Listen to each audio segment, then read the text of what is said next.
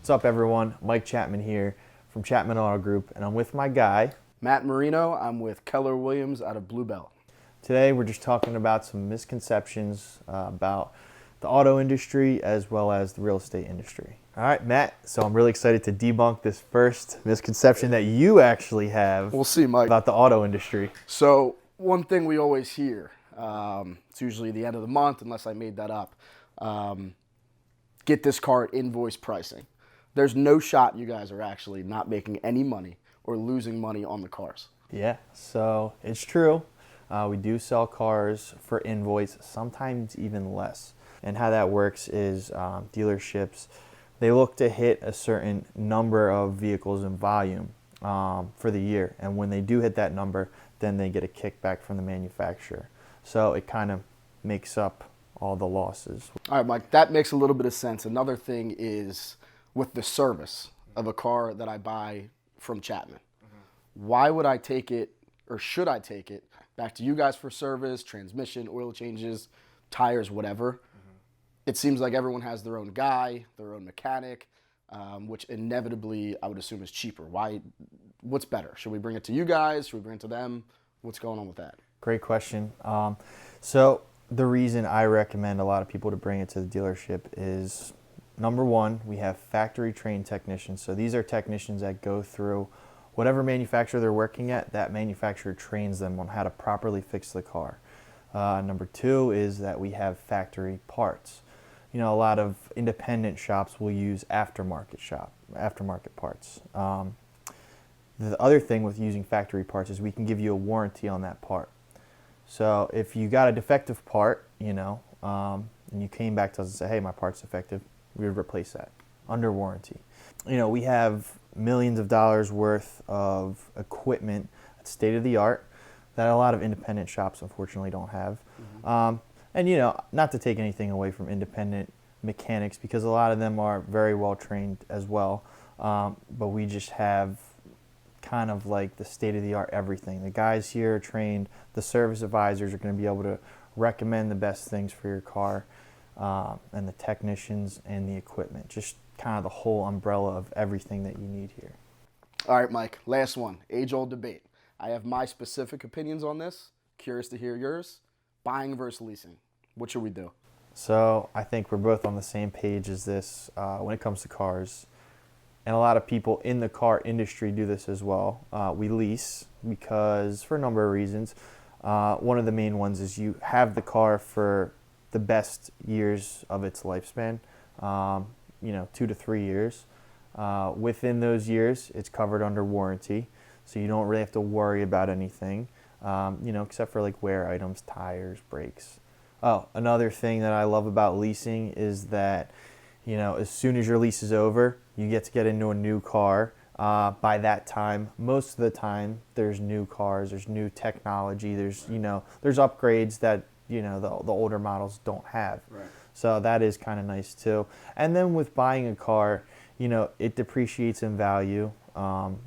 It's not an appreciating asset. Also, with owning a car instead of leasing, you have it for those extended periods of time.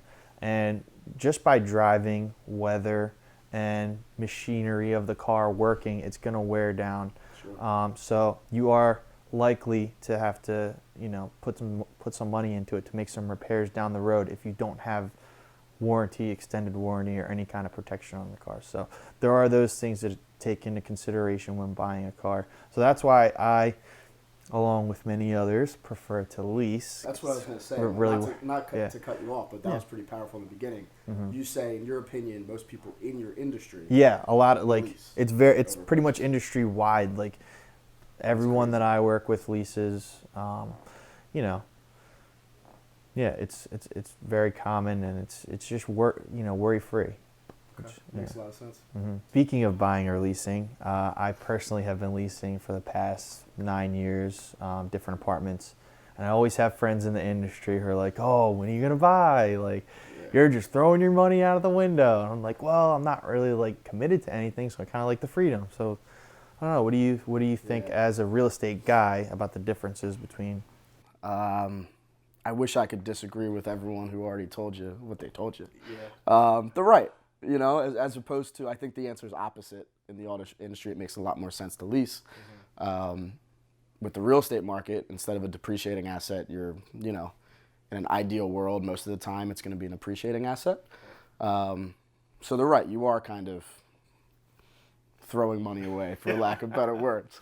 You know, in a lot of cases, a lot of people who are renting from tenants and landlords, they're paying someone else's mortgage.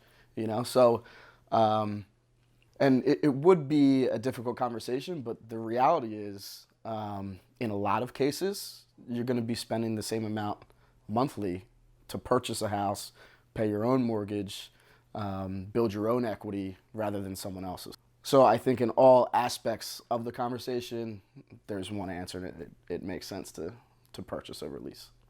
Everything you said sounds great, but isn't it true that when you have to purchase a house that you have to put down 20% up front?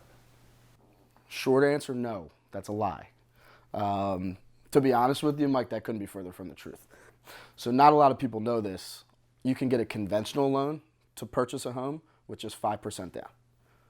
So wow, that's a big difference from it's 20. a big difference from 20%. There's other programs out there, and there's going to be variables to all of this. Speak with a mortgage professional, but a general rule, you can get a conventional loan with 5% down. There's other loan programs out there that you may qualify where you can put 3.5% down or even zero in some areas that you're buying a house. So is that like for like you have to qualify and stuff with the Yeah, there's different qualifications for putting 0% down. There's different properties that that fall into that category as well, but it's always a possibility. Check with your loan officers, your mortgage professionals, and everything like that. But again, general rule, 5% down, or most of the time 3.5% down without a problem. One other thing that people always say is, Matt, if I don't put 20% down, I have to pay mortgage insurance. And most of the time, in a lot of cases, that's true. But, I mean, who cares, right? And what I mean by that is, just for an example, if you say, I'm going to wait another year to save 30 grand to put down so I can put 20% down, with the way that mortgage rates are and the market right now, you could wait another year, put an extra $30,000 down, and have the same exact payment that you have right now because rates went up a couple points. Wow. So, I mean, you know, it's give and take wherever you're at, and just do some research and find out whatever the best possible scenario is for you. So, spring's right around the corner. It's March. Is it true that people selling their house should wait till the spring? It's a good question. We get this all the time, too. We get people, you know, friends, family, clients saying, hey, I want to sell this year. Let's wait till March and April. There's definitely some truth to the market getting crazy around this time of year, but there's benefits of selling any time of the year. You wait till spring, and in theory, there's going to be more qualified buyers out there. But think about it. If that's the general perception, you're going to have way more competition. More homes are going to be on the market. Yeah. So while there's more buyers, there's more homes to provide those buyers with what they're looking for. There's all types of different reasons to sell in the fall, in the winter. There's serious buyers looking in the fall and the winter and kind of the off seasons. And kind of what we were just saying, there's a lot less inventory. So there's a lot less inventory for the buyers who are looking. So that means ultimately more money for you, right?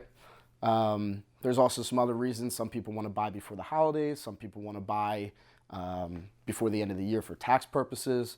So while the market inevitably gets crazy this time of year, your house will sell if you price it right, no matter what time of the year it is. Just wanted to thank my guy Matt for coming through. Yeah, man. Thanks for having me. Yes, absolutely. And helping me work through all these misconceptions and debunking them. And we hope this info was really helpful to anyone watching as well.